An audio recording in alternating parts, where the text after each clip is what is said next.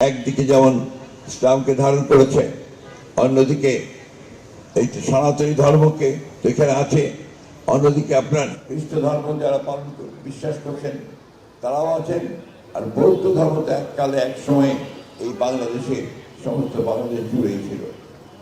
সুতরাং এই ধর্মকে বিভাজন করার কোনো সুযোগ নেই। প্রিয় বন্ধুগণ, ভাই ও বোনেরা, আপনি ইতিমধ্যে শুনেছেন আপনাদের সভাপতি অধিকারী সাহেব, তার সঙ্গে আমার আগে পরিচয় ছিল না, আর তার সঙ্গে আমার পরিচয় হয় নির্বাচনের পূর্বে।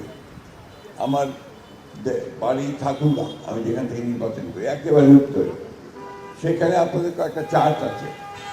উনি সেই চার্চগুলোতে গিয়েছিলেন তার কাজে, সেখানে এসে আমার সঙ্গে সাক্ষাৎ করেন। তারপরেই আমি জানতে পারি যে আপনাদের এখানে একটা বিরাট কমিউনিটি আছে যারা এই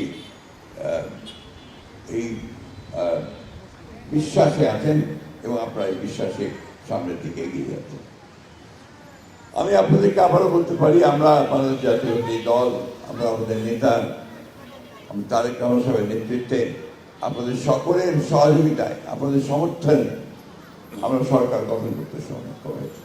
সেই জন্য আমি আপনাদের প্রতি কৃতজ্ঞতা জানাচ্ছি। আমাদের সামনে অনেকগুলো কাজ, যে কাজগুলো আমরা করেছি, আমরা বাংলাদেশকে সত্যিকার অর্থেই একটি অসাম্প্রদায়িক গণতান্ত্রিক বাংলাদেশ হিসাবে প্রতিষ্ঠিত করতে চাই।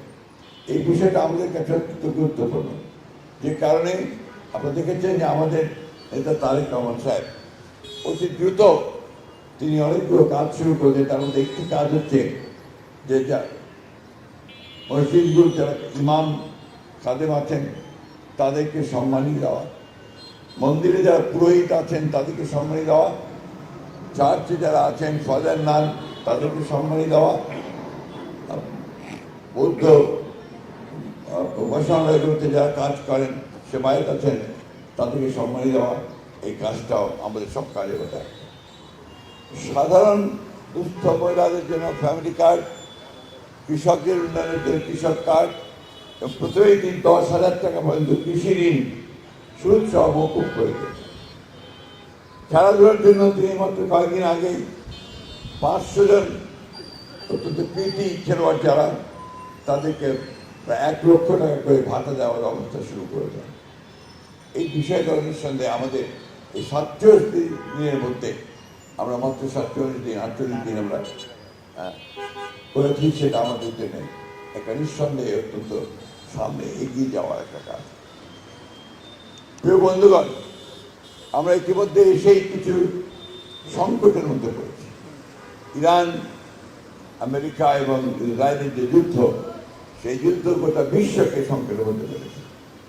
আমাদের মতো ছোট দেশগুলো, কম্পারেটিভলি দরিদ্র দেশগুলো, আমাদের যে সামর্থ্য সেটা নিঃসন্দেহে আপনারা জানেন যে,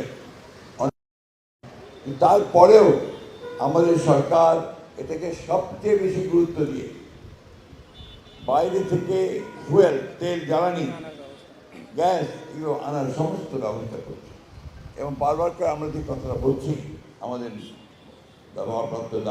ভারপ্রাপ্ত যিনি নেতা আছেন, দায়িত্বপ্রাপ্ত মন্ত্রী আছেন, তিনি পরিষ্কার করে বলেছেন আমাদের পর্যাপ্ত মজুদ আছে। কিন্তু সমস্যা হচ্ছে আমাদের নিজেদেরকে নিয়ে, আমরা নিজেদের দায়িত্বটা বুঝি না। আমরা একটা বাইক নিয়ে যাচ্ছি, বাইক নিয়ে তেল নিচ্ছি, নিয়ে আবার ঘুরে এসে ওই তেল রেখে দিয়ে এসে আবার বাইক নিচ্ছি, এবং এইভাবে আমরা একটা অন্যায় করছি অনেকে। এবং শুনলে আপনারা অবাক হবেন যে ইতিমধ্যে অনেকগুলো জায়গায় 8,000, 9,000, 10,000, 30,000 ব্যারেল তেল পর্যন্ত পাওয়া গেছে মজুত করা। এটা আপনাদের জনগণকেও কিন্তু এটা রোধ করতে হবে, অন্যায়ের প্রতিবাদ করতে হবে, প্রতিরোধ করতে হবে। আমরা আবারও আপনাদেরকে বলছি যে আমরা এই সরকার পর্যাপ্ত জ্বালানির ব্যবস্থা ইতিমধ্যে করেছে, এবং এখন পর্যন্ত সেরকম একেবারেই নাই এই বিষয়টা। সরকার ইতিমধ্যে দেখেছেন যে জ্বালানিকে নিয়ন্ত্রণ করার জন্য অফিসের সময়কে কমিয়ে দিয়েছেন, এবং তারপরে আপনার স্কুলের সময় কমানো হয়েছে।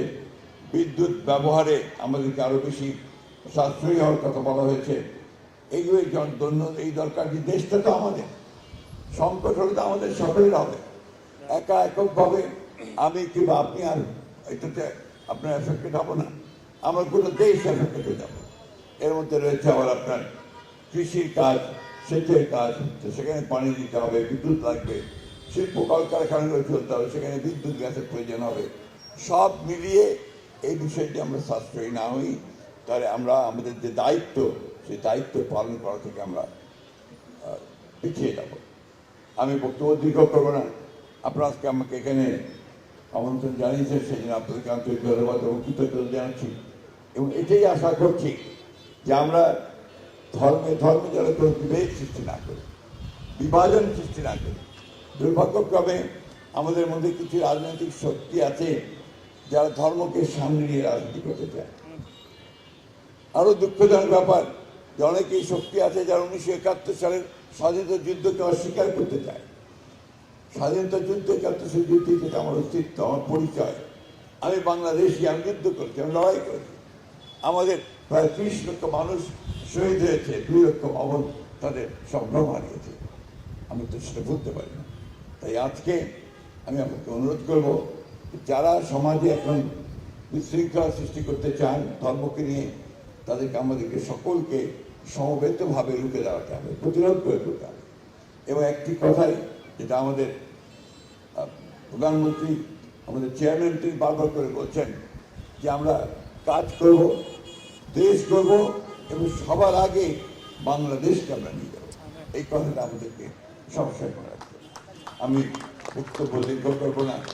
আমি আপনাদের এই দিবসে আপনাদের সঙ্গে শরীক হয়ে আপনাদের আনন্দ আমি শেয়ার করতে চাই এবং একই সঙ্গে এই প্রার্থনা করি সৃষ্টিকর্তার কাছে যে আমাদের সবাইকে তিনি ভালো রাখুন, সুস্থ রাখুন, ভালোবাসার মধ্যে, প্রেমের মধ্যে যেন বাস করতে পারি, সেই বিশ্বাস প্রার্থনা। ছুটির কথা বলছেন, এটা তো আপনার মন্ত্রণালয়ের ক্যাবিনেটের ডিসিশন হবে, সেটা আমরা দেখবো অবশ্যই, আমরা সেটাকে ভালোভাবে দেখবো। অনেক ধন্যবাদ আপনাদের সকলকে, আবারও কৃতজ্ঞতা জানাচ্ছি, আমাকে আমন্ত্রণ জানানো। সালাম, আদাব এবং নমস্কার।